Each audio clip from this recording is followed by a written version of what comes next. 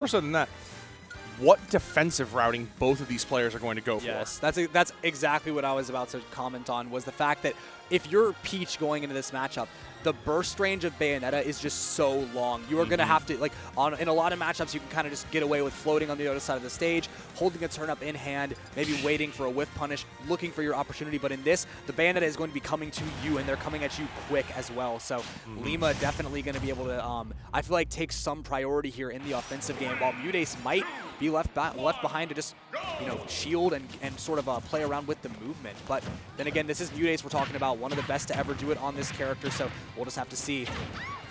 And right now, just going for full extensions, already fighting all the way off stage. Both of these characters trying to show how they can actually go for a combo. And MuteAce already losing a stock early. Lima trying to just showcase that there is an aggressive tone and you don't have any time to pluck turnips. Yeah, I have to say, all day today, MuteAce has been really antsy with some of these jumps at a disadvantage, and right there, it struck where it hurt the most there. Losing the first stock to an SD here effectively is MuteAce in this first game against Lima. And now you can see Mute almost a little bit rattled, but Lima just continuing these combo strings. We saw them doing so well against Vendetta earlier, and just continuing that momentum. You have to find some way to stun these options, so as Lima's essentially just calling out that you're going to try and swing at them out of shield. Yeah, the two absolutely most terrifying times to be against Lima are either when Lima is exceedingly ahead or exceedingly behind. Right now it's looking like the former, but this is a player who can really, manage to get away and run away with games if possible, and also bring them back from the absolute jaws of defeat. I just want to also point out, we're barely a minute in, it's 2 stocks down, and Lima hasn't really been at a kill threshold range now. We're in that percent now, but Lima is in a really commanding position where you can just keep getting data to see how you need to play when you have this type of lead. Yeah, not one solid string really coming out here from MuteAce. A little bit of shield pressure, a grab here and there, but nothing to end the stock here. Forward air not going to do it there. Not quite high enough is Lima, and just going to be able to come back relatively with ease.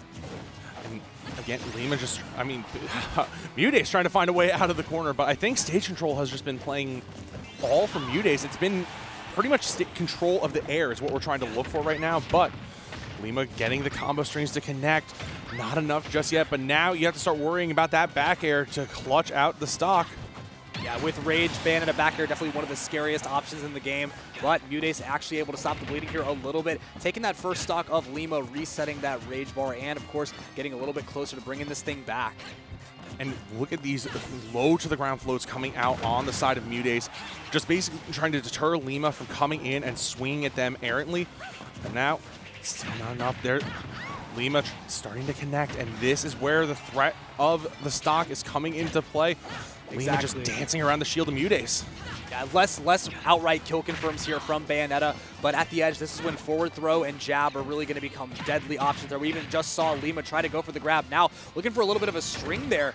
A couple forward airs into an untrue back air, but a wild offstage interaction with many techs, I think, from both players under the stage, going to result in that back air finally landing from Lima, causing the stage spike and closing out that first game really in a commanding fashion. Yeah, and look at the way this has been going so far. This has been a complete game of aerial domination, whether it's above the stage or off the stage. The first stock that Lima was able to take was through an unforced error off stage, basically calling out MuteAce's defensive options, and then it's just playing from ahead. This is exactly where Lima wants to be. You can see them just breathing, collecting themselves, and getting ready to go back.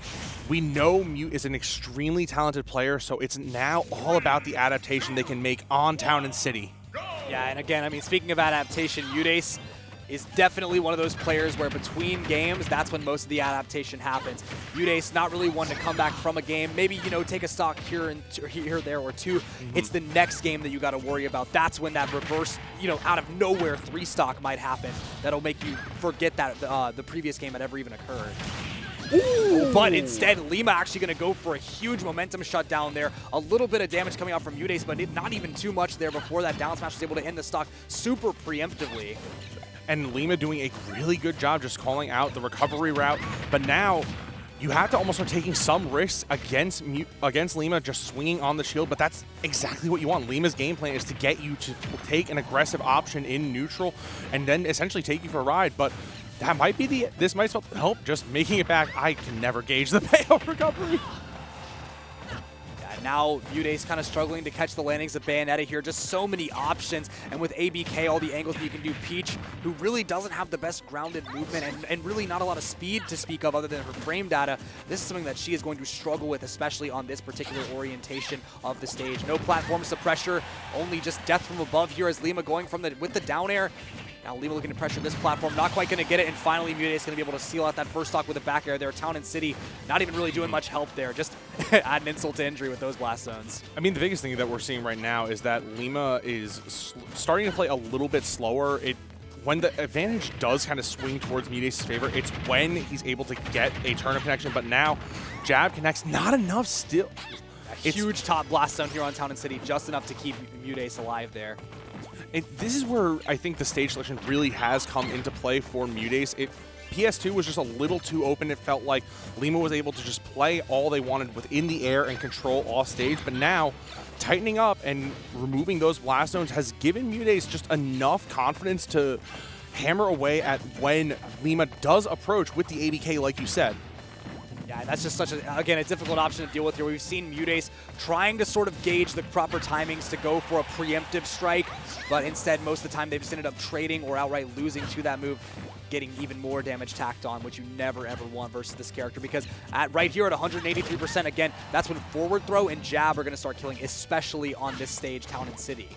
Yeah, and now it's just basically a don't get touched by Bayonetta, don't get touched by Peach percent, because now Max Rage, it finally that up air took it. Yeah, wow. up air took. I mean, at 204. Yeah, but I mean, it's Bayonetta. Like I feel like that honestly. The DI looked a little bit off there from MuteAce there, falling down.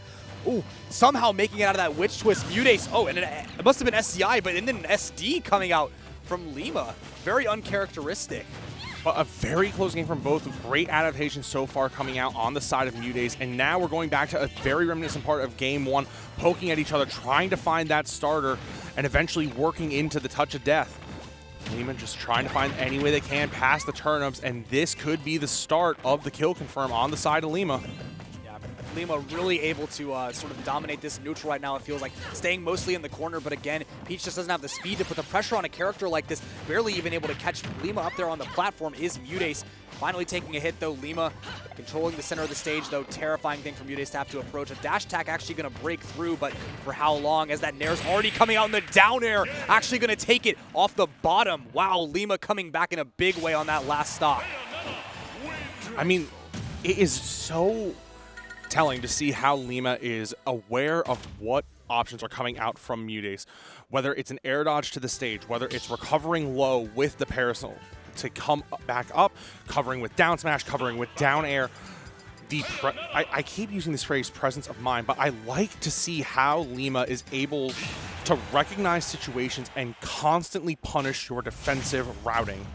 Yeah, players at this level, of course, have nothing but presence of mind to offer us in this gameplay. And I mean, Town and City, again, it's just, I feel like it's a good stage for Peach. You know, you have the back airs and the forward airs killing a little bit more reliably off the side.